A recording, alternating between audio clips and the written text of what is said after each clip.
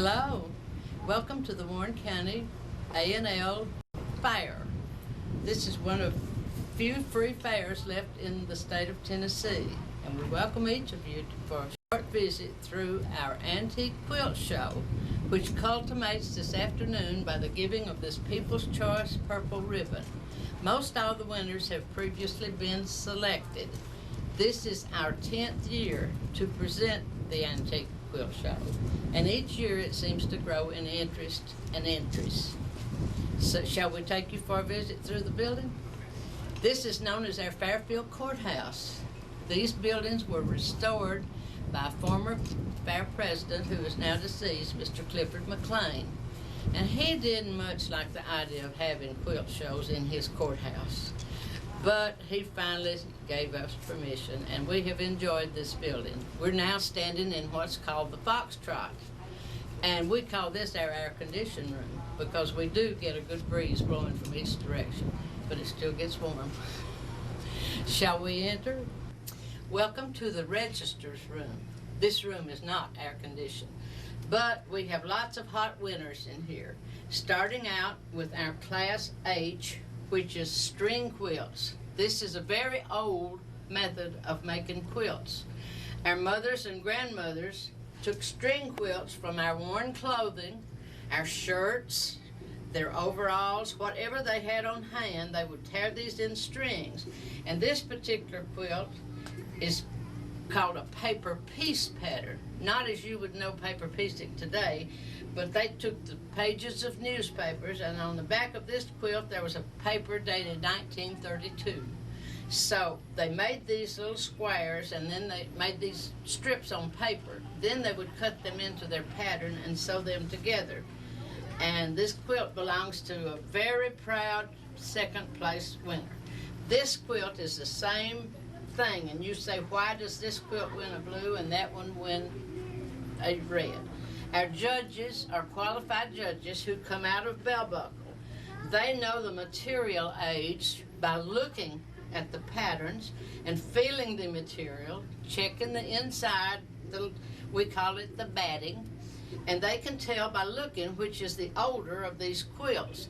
And this quilt has had a new lining put in it. The linings would wear out, so that disqualified it from number 1 and gave way to this one, number 2.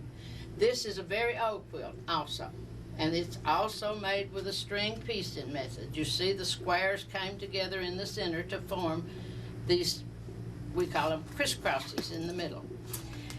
Now this quilt is also a string piece quilt, but it's kind of hard to distinguish because a little boy about 12 years old helped his mother make these from worn out shirt tails.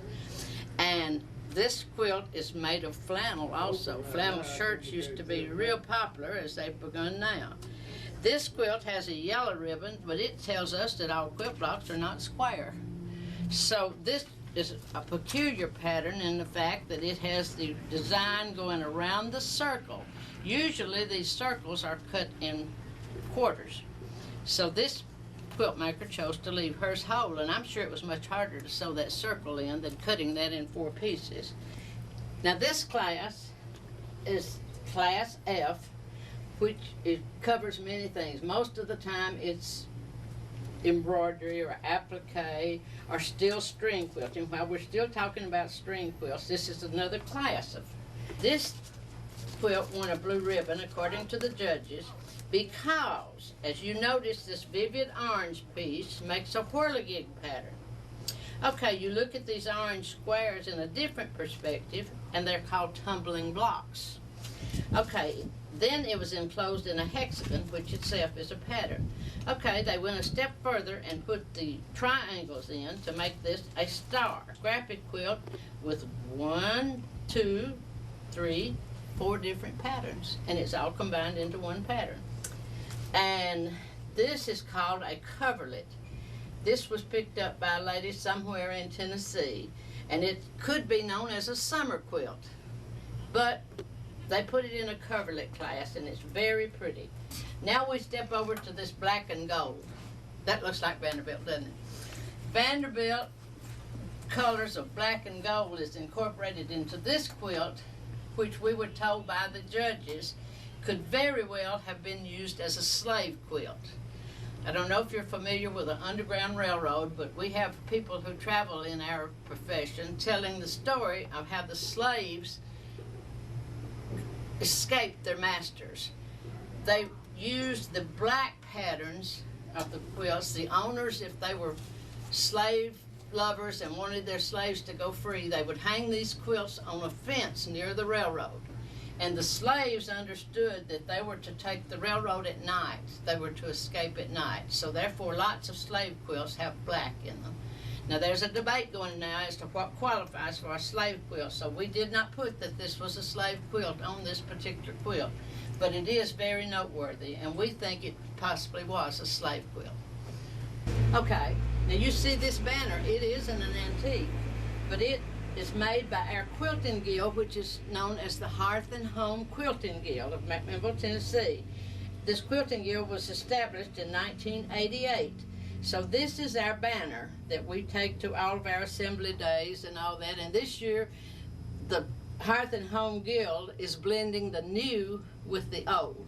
We were offered a challenge by some of our members to take 4 fabrics and combine the little colorful banners that you see around the wall and all this, and we'll tell you a little bit more about them. And oh yes, I'm a representative of the Hearth and Home. I cover a lot of territory. So that's why I am so decked out today. I'm so proud of our guild, and I thank them for their participation. Okay, in fact, 2 members of our guild, known as Linda Lusk and Nyla Patton, presented us with a challenge this year because our county is celebrating its 250th anniversary. And this is part of our centennial celebration. These quilts will be displayed in a bank downtown, First National Bank, I believe. We've had them at the Viola Valley Homecoming, which Viola is a notorious little place in Warren County, it being the smallest city in the state. But these ladies, that doesn't mean there's not talent. This one was made by Peggy McCulloch, who lives in Viola. And this is a very famous tree in the outskirts of our city, known as the birthing tree, because people traveling then in their wagons found this big tree to be such a comfort. And they would stop their wagon trains to rest there, and lots of times babies were born in our county group. So we're proud of this one. It has some things like the Sedberry Hotel, the School of Photography, and this is Flying Geese. Out of these 4 fabrics, we were required to make our concept of a Warren County bicentennial celebration quilt. Now we could add other fabrics to these, but these 4 things had to be incorporated into our challenge quilt. So Peggy has used her yellow, she has used her green, she has used her red, and her cream color. Now, by incorporating all this into the quilt, you were allowed to turn it backwards, which you see she did, and very effectively created the barn red. Okay, she has marked the Trail of Tears, and oh yes, each tree, each block, each quilt, wall hanging, whatever you call them, had to have a flying geese block. So this is Peggy's little concept of flying geese. And that she says those are flying geese over Ben Lomond Mountain. And this is the nursery capital of the world. So that's supposed to be a tree. This is our agriculture. That's the Trail of Tears. So we go on over to Patsy Webb. Patsy Webb has also featured the birthing tree. That's her concept of the birthing tree. And since I know a little bit about Patsy, she was an art teacher in our local school for many years. She's now retired and joined the old ladies in the quilting club. But Patsy is very artistic. Her rendition of the birthing tree has a door. And she tells me that the door is from the past into the future. So she's spotlighting the nursery and several different things. And up here's her flying geese. See, we could use these flying geese in any form. She has the little trees representing the nursery, and her logo is a web. She's Patsy Webb, so that's a spider web growing in the old birthing tree. So their imagination was just outstanding. She put little buttons to embellish her little yellow and white. And that's a wheel rolling along. We're going along. Okay, this hanging belongs to Jewel Murphy, another member of our quilting guild.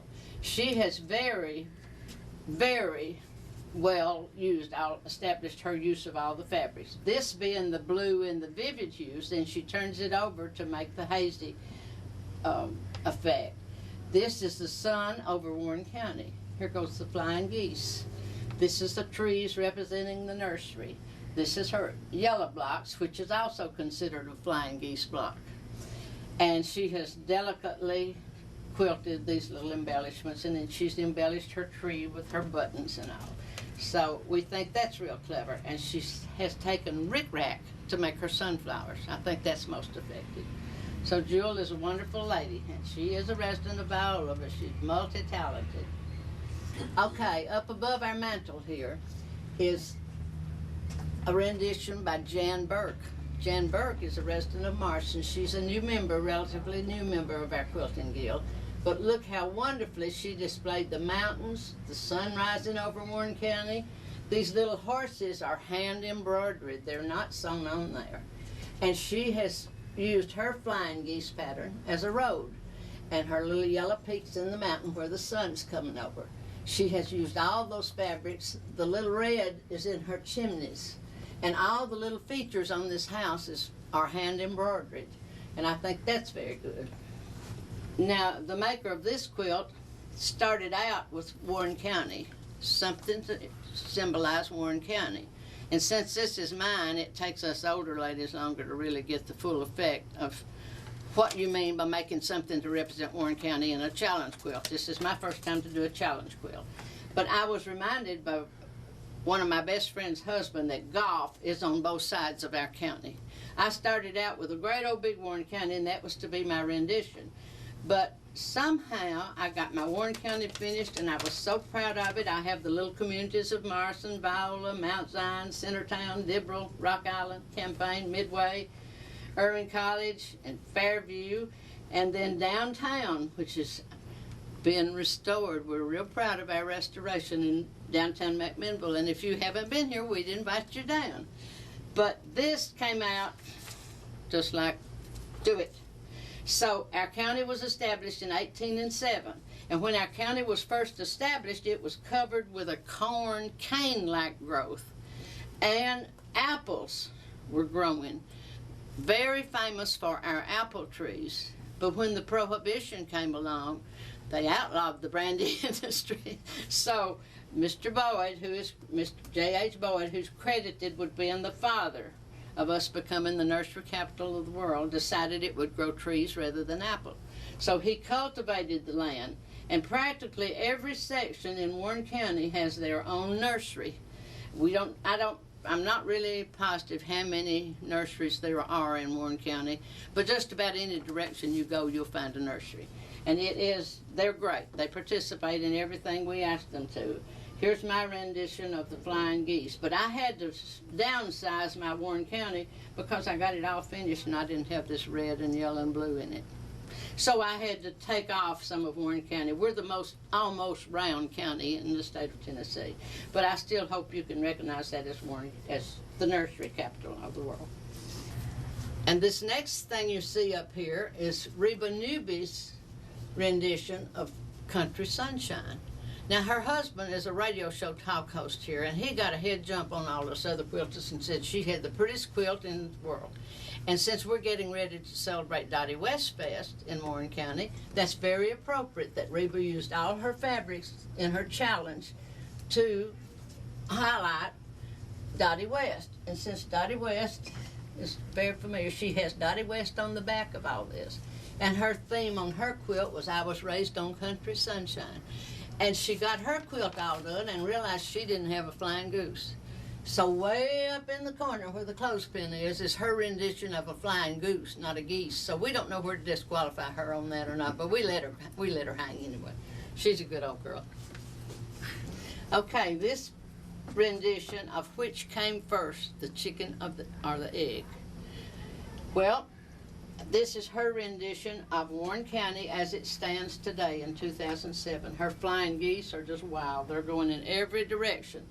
and the rooster is crowing over the eggs. But the rooster is also bidding up to the hen, as you can see. So I guess you have to go back farther than the quilt guild to really decide which came first, the chicken or the egg, but we all know the answer to that, don't we? But Diane did a real fine job, and she is so helpful. She's a former president of the Hearth and Home Guild, and she is so helpful to all us beginners, all we beginners, who like to call on her for advice, and she so freely gives it. Okay, then we go back up again. This one belongs to Sheila Bell. Sheila is a very new member of our Warren County Hearth and Home Quilting Guild. And Sheila just did her rendition of a scene in Warren County. They all like the sun coming up, and we are a bright county. We like it. We have good things happen here. The rendition of Warren County is done by our president of our guild, Frances Ledford. Frances Ledford quilts when most of us sleep, so she doesn't have any disturbance, and she just turns out the most beautiful work.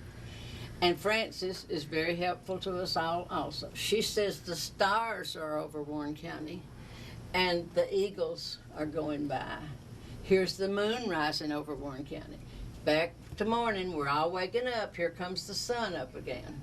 Okay, the middle section is just what's going on, the roads and the communities, and we go every direction.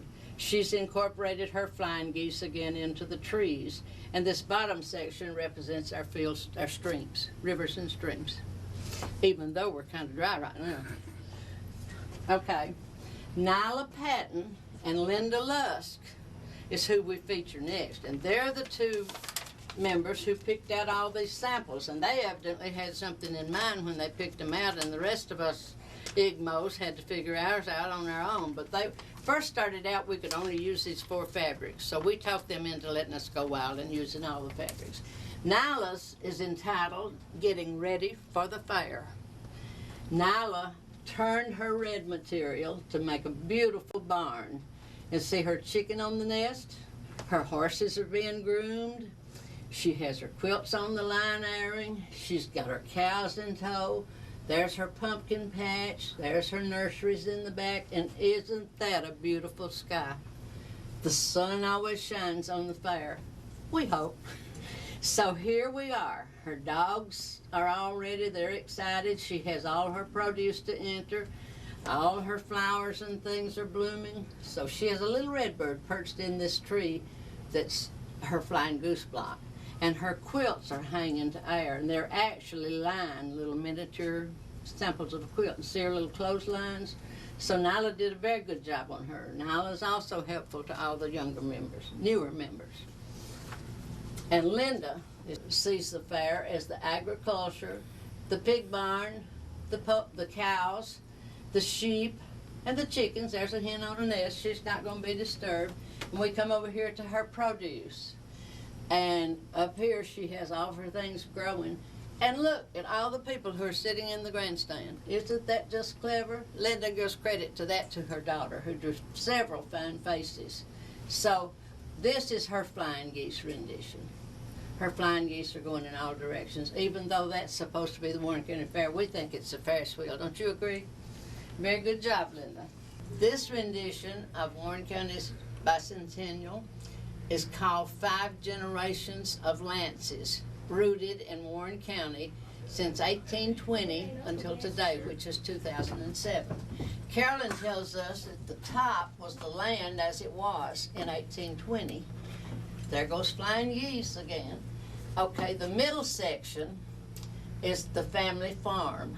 See the pretty barn and the chickens on the nest. That was in the red fabric that was to be used. The green fabric is in the trees. The beige fabric she used for her windows. And the red, she has red chickens evidently.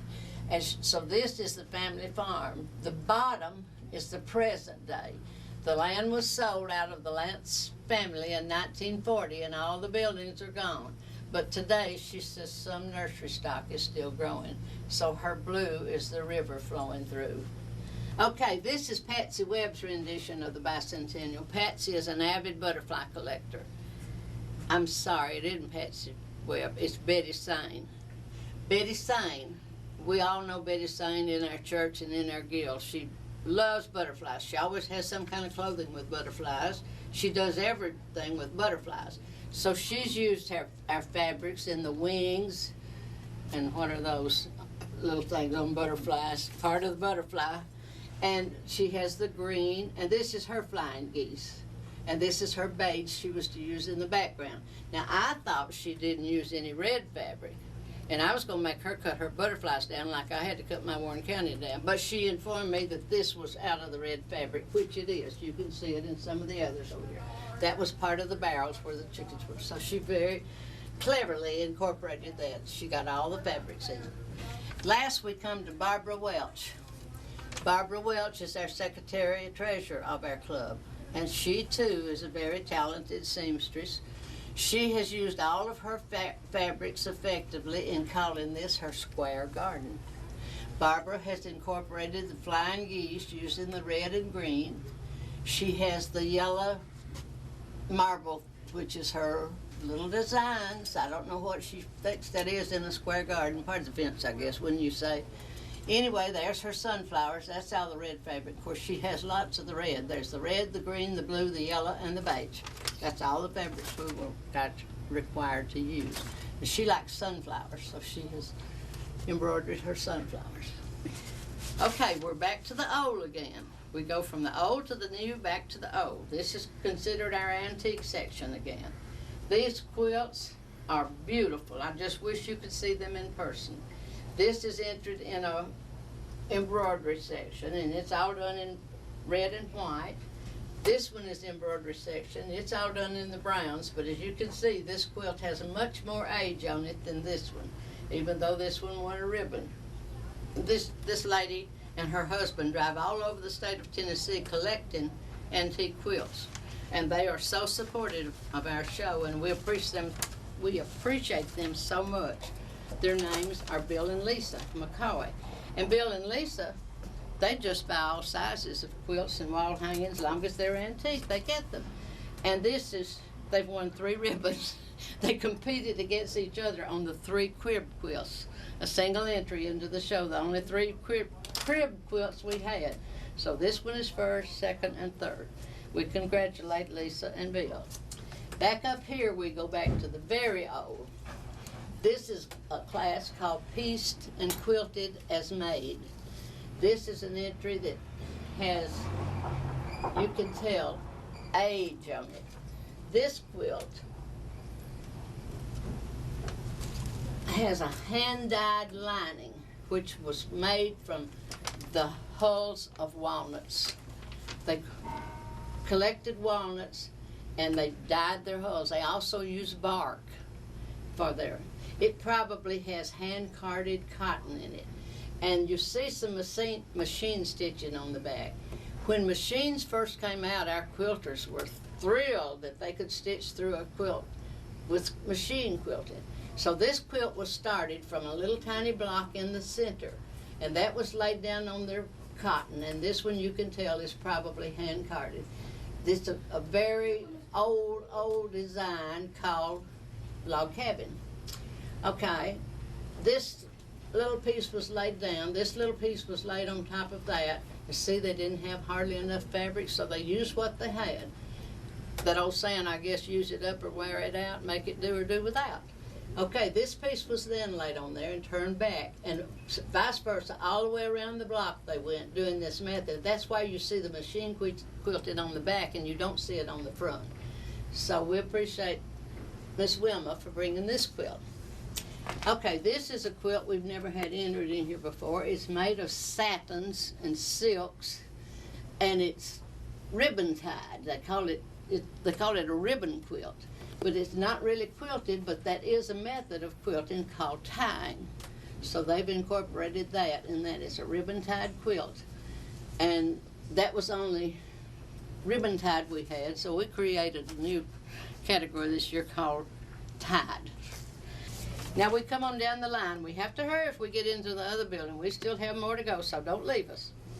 This is a butterfly quilt, and it's a beautiful quilt, but it's too new to be old. So the lady graciously left it to be viewed by our audience. She also made this one. This is a beautiful quilt, but this is a young quilt. It's too young to be old.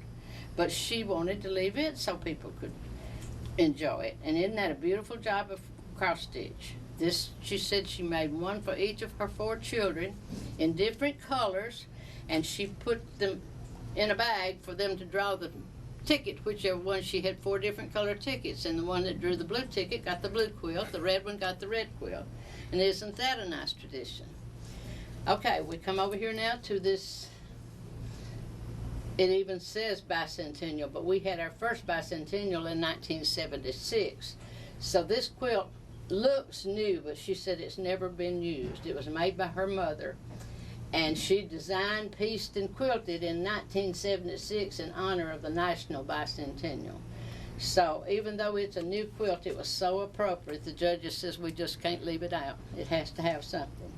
And it's a beautiful quilt. It's beautiful embroidery and piecing, strip piecing, but isn't that appropriate for our celebration?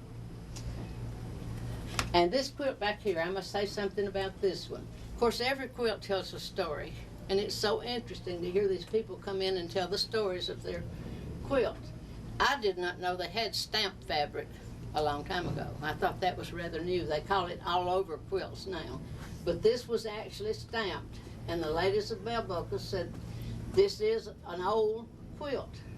So we didn't have a class for that, and we made a stamp class this year. We're always adding to, so that's why we're growing by leaps and bounds.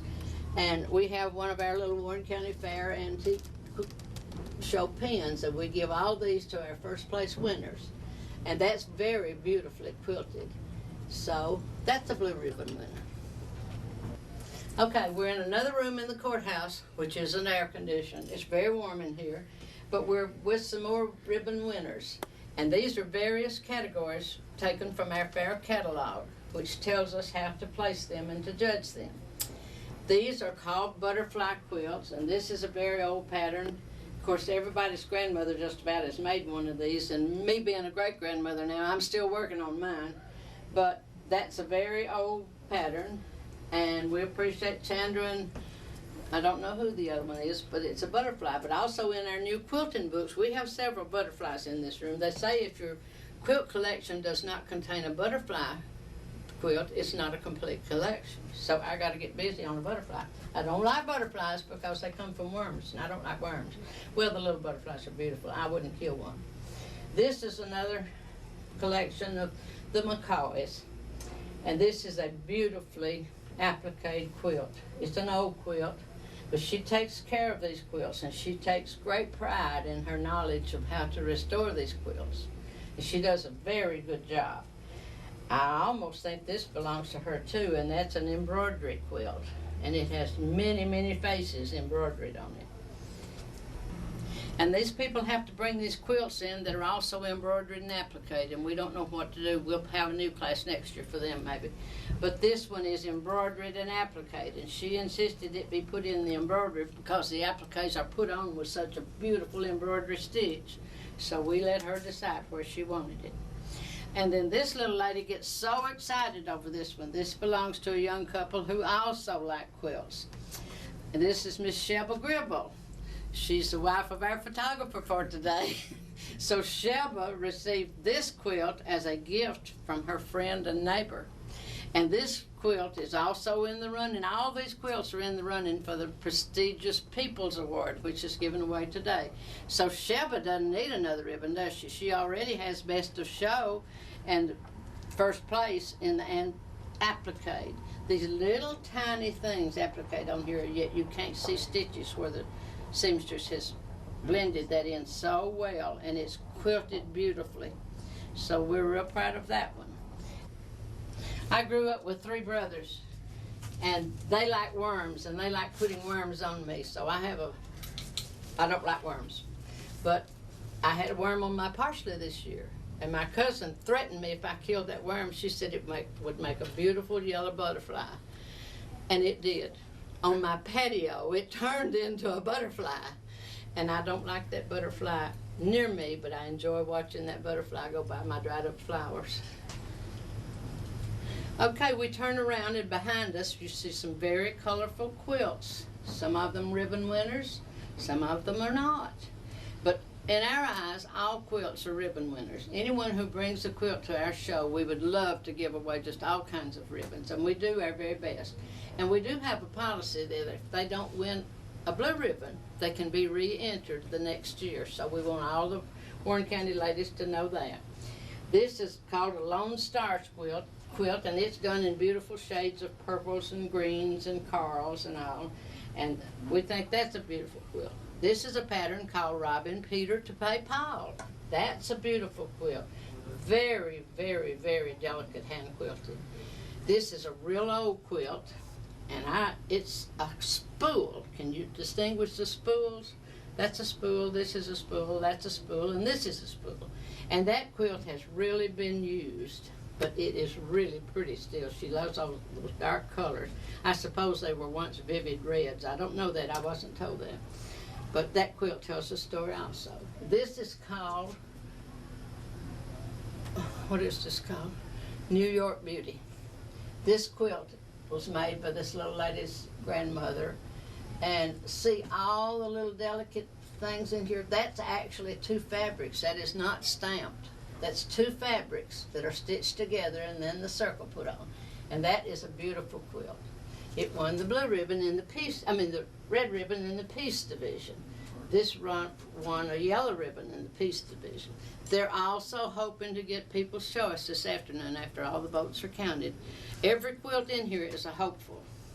Okay, these are still called peace quilts with the exception of this one, and that's another in applique, and that one a yellow ribbon. This is beautiful applique. Has our state flower, which is the iris, and it's also had some wear. But they have put a new binding on it, and that might be why it got third place. I don't question the judges. We just put the ribbons where they designate them to go. So this is a nice little quilt. It's made from old fabrics also. And this one up here, in my quilt books, this says it could be a Prairie Queen or an Aunt Vina, not Aunt Dinah, but Vina's favorite. So that's beautifully done in red and white. Of course, this is the double wedding ring, the Monnier Star, and this is another in the string quilt, and that's very old fabrics. And today we're getting some reproductive fabrics on our market, and a lot of us newer quilters, I won't say younger quilters, but a lot of us are enjoying doing things with those. Maybe someday our quilts will hang here. Okay, this one is a very, very old quilt. Again, this belongs to the McCoys who go about the county buying old quilts. And you should see the quilting on this. The lining is very, very old, and it's an open weave fabric, but it makes the quilt so light and airy. And this is called the Tree of Life. And I'm sure sometime these might have been green because the old dyes did fade. But this quilt is quilted probably every ½ inch. And it is beautiful. If you could just see it up close, you would realize how old and delicate that is. And again, this is we were unable to find a name on this. One of the judges said it was some sort of cactus. So we took her word for it. I did not know. And I have not had time to comb my books to find it. Okay, these two are very old quilts. And even though they didn't win ribbons, they're entitled to come back next year for another try. They're runners-up in our eyes. So we invite them to bring all these quilts back if they did not win a ribbon this year. And we do get some repetition. But these are all very old quilts and very beautiful quilts. And we thank the people who bought them. This is a heavy quilt. And this belongs to a real good friend of mine. It didn't win a ribbon, but it's still pretty, and she can enter it next year. And we think this quilt was a quilt quilted over a worn quilt. So many of our grandmothers did that. You know, we had to have quilts to stay warm. So this, if you got under that quilt, you'd be warm because you couldn't turn over. It's so heavy. But it is beautiful, and the colors have stayed very pretty in that quilt.